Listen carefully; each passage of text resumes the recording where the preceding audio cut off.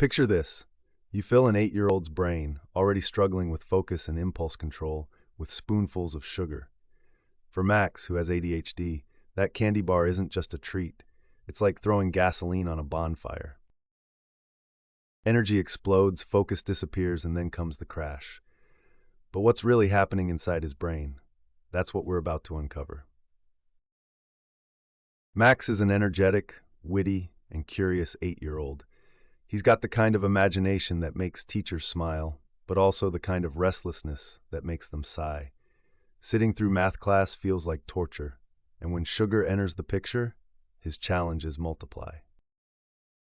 At home, Max's mom notices the pattern. After juice boxes or cookies, he zooms around the living room like a rocket. 30 minutes later, he's cranky, moody, and in tears.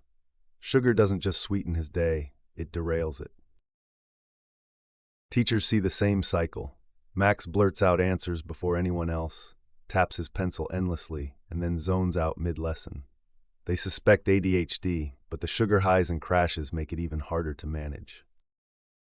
ADHD is about more than distraction. It's about brain wiring. The prefrontal cortex, which controls focus and impulse regulation, is underactive. Dopamine, the neurotransmitter that helps us feel motivated and rewarded, doesn't flow properly. The brain craves stimulation, and sugar is the perfect short-term fix. When Max eats sugar, dopamine spikes, fast and high. But because his brain can't regulate it well, that dopamine drops just as quickly. That sharp rise and fall makes ADHD symptoms, impulsivity, hyperactivity, and attention even more exaggerated. Sugar doesn't just affect the brain, it impacts blood sugar. High glycemic foods like soda, sweets, and white bread cause glucose to soar. Insulin rushes in, pulling it down quickly. That crash looks exactly like ADHD: irritability, brain fog, and restless energy. Here's the fact: sugar doesn't cause ADHD. Decades of research are clear. But in kids with ADHD, sugar acts like an amplifier, turning up the volume on symptoms already there.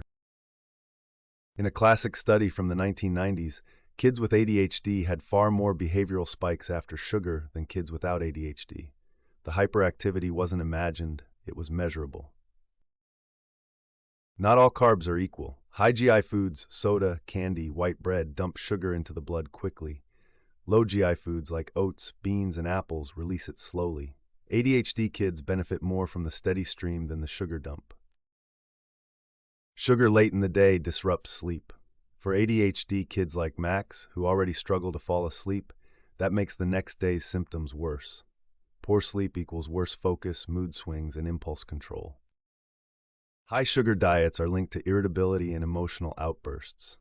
For Max, that means more tantrums and less control over his feelings. Max's frosted cereal breakfast sets him up for a mid-morning crash. By 10 a.m., he's yawning, restless, and unfocused. His teacher thinks he's misbehaving, but his blood sugar says otherwise. It's not just sugar. Some kids with ADHD react strongly to artificial colors, preservatives, and additives found in sodas, candies, and processed snacks. For some, cutting these makes a big difference. Adding protein balances sugar. Protein slows digestion, steadies glucose, and helps the brain make dopamine. Eggs, nuts, and yogurt at breakfast, ADHD-friendly superfoods. Fiber-rich carbs like brown rice, oats, and fruit mean steady energy, not sugar spikes. Less roller coaster, more train ride. Instead of soda and candy, Max thrives on apple slices with peanut butter or cheese sticks. They're tasty, filling, and don't send his brain into chaos. Dehydration often feels like a sugar craving. Encourage water or sugar-free flavored drinks first. Max's focus improves just by swapping soda for water. A sweet treat isn't evil, just smarter when paired with meals. Sugar after lunch, not before class, makes a big difference. Parents can support by reading labels, limiting ultra-processed snacks, and building steady meal patterns.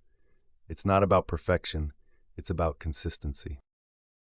Max swaps sugary cereal for eggs and toast. By 10 a.m., he's still focused, calmer, and less irritable. Teachers notice the difference. Instead of chips and soda, Max now has yogurt and fruit. The after-school meltdown becomes after-school homework time. Cutting sugar at night finally helps Max fall asleep faster. Better sleep means fewer ADHD flare-ups during the day. Teachers notice Max is interrupting less and completing more work. Small food changes created big classroom gains.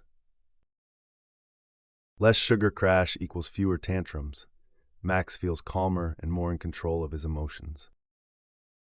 Max learns that ADHD isn't about failure, it's about strategy. Food choices become one of his superpowers. Sugar doesn't cause ADHD, but it makes symptoms louder. Think of sugar as a megaphone for a brain already buzzing. Parents, don't demonize sugar. Just balance it with protein, time it smartly, and keep portions steady. Max still loves sweets, but now he eats them smart. ADHD hasn't vanished, but his life feels smoother. For kids like Max, sugar isn't harmless. It fuels the ADHD roller coaster. Smarter choices mean steadier days. Want the full ADHD story? Watch our episode, ADHD Unmasked, Beyond Distraction and Into the Brain. Don't forget to like, subscribe, and hit the bell, because the sweetest prescription is knowledge.